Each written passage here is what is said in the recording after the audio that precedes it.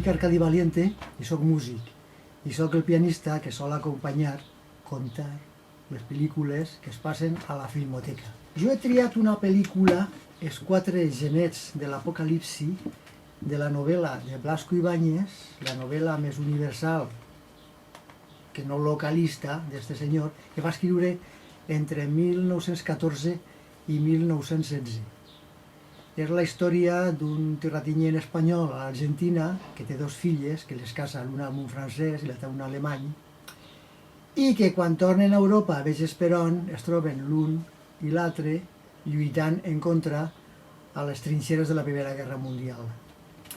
La pel·lícula és de 1920, està dirigida per Max Ingram i protagonitzada per Rodolfo Valentino.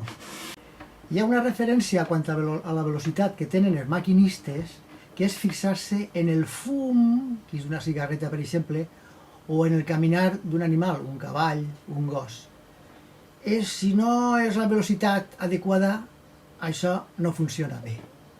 Allò com les càmeres fent a mà, el rodet el rodaven a mà, és normal que la velocitat siga una cosa prou inestable. Se suposa que Déu tenia a les mans un pergamí que tenia 7 segells i va ser el mateix Jesucrist, per lo vist, qui es va obrir, en va obrir 4. Estos segells, el primer era un cavall blanc, que era el cavall de la conquesta de la fe, això no. El segon cavall, un cavall roig, era el cavall de la guerra. El tercer cavall, negre, el de la fam.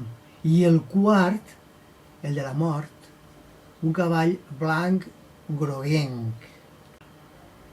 Encara n'hi havia 3 segells per obrir, una mena de caixa de Pandora que ahí estava. Jo crec que si haver obert un altre, el 5è, haurà sigut un cavall d'un color verdós, que seria el cavall del coronavirus, que ha creat esta mena de grip rara d'una percepció encara més estranya, que alhora ha creat el cavall de l'atur, el cavall de l'odi, el cavall de la fam per no tenir diners, per no poder treballar.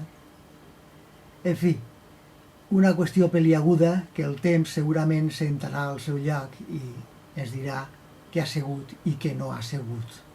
Vull acabar amb una petita reflexió broma, que és un acudit que vaig sentir a la Filmoteca quan vaig entrar i que em va impressionar.